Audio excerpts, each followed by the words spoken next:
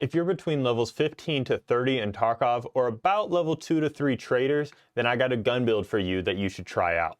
Now what you want to do is you're going to head over to Peacekeeper level 2, and then from him you can buy for US dollars the G36C. This is a great option to get your US dollars spent with him as well. Now with this G36C, it's going to be perfect for close range fights because it is a short barreled version, which means you're going to be able to get around those doorways and peek them a lot easier than the long barreled version. Alright, so let's go ahead and take a look at this gun, and we go in here to edit build.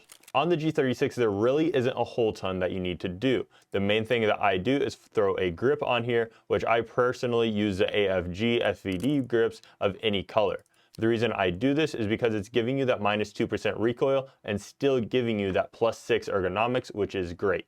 From here, the next thing that I'm going to do is I'm going to take off the front and rear sight so that I can put on a scope mount. You don't actually have to take off the rear sight, but I normally do anyways. But what I'm going to throw on here is the 30mm sight, and then I use the Smitten Bender 1 to 8 times optic. The reason I prefer this scope is because you have that 1x for super close range fights, and you can zoom in all the way to 8x so that if you even take it to Lighthouse, it'd be perfect for there as well. A lot of the other scopes either stop at a 4 or 6x, or they'll start above a 1x. And it has a great sight picture as well. You could stop the build here and run it as is. Alternatively, another thing that you could do is you could suppress the weapon, and for that I'd recommend going with the Warm Cop 5.56 and then putting on the Mini Monster on top of that. The reason I prefer the Mini Monster is because it does give you minus 5% recoil and only a minus -7 ergonomics. If you look at almost any other suppressor, it's going to be way above that for the ergonomics. For example, the full length Monster is -16 ergonomics instead of the -7. That's a huge difference and is going to help you to win more fights.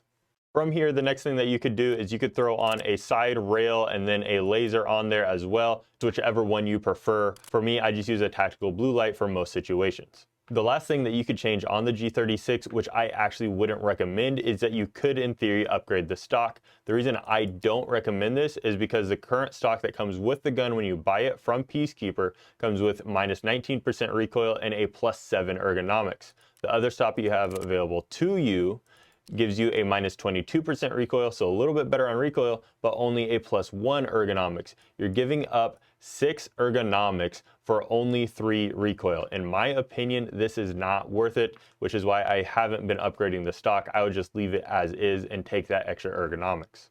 This is largely because the close range fights that you need that low recoil for, the recoil is already good enough that it's not going to be an issue for close range fights. And the ergonomics, you want it to be as high as possible so that you can get your sight on target as fast as possible, because in Tarkov, so many cases, whoever gets the first shots on target is going to win that fight. So again, I would recommend having your ergonomics essentially as high as it could possibly go. The one other thing that you could change about this, if you don't prefer a longer range optic like this and would prefer just a 1x, you could go with almost any of the holographic sights on here and you're good to go with those as well. Alright, so let's look at the final stats for this build, which is how I normally run it. You're looking at 61.5 ergonomics with only 68 vertical recoil. Now this is pretty spectacular for this weapon and for level 2 traders. Now if we go ahead and assemble this build, we'll see the exact price of it.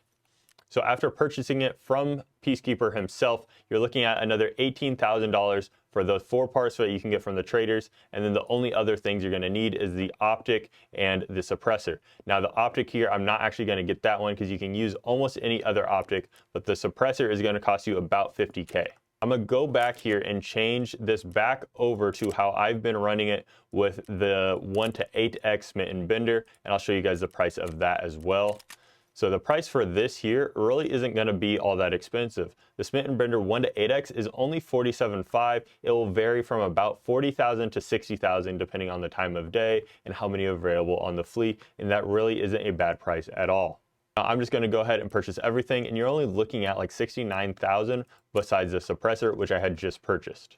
So you're only looking at an additional $80,000 to $90,000 for this build, so it's not super budget friendly, but it is still pretty cheap considering you're getting a fully automatic suppressed weapon with a 1 to 8x sight on it.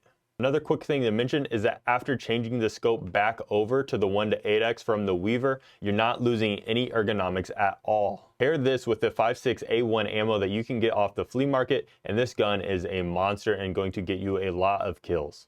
If you want to see this gun in action, make sure to check out my solo masterclass series. I run this gun all the time. And if you found anything in this video helpful, please leave a like. It really helps a lot. And if you want to get future updates, make sure to hit that subscribe button as well. And I'll see you guys out there in Tarkov.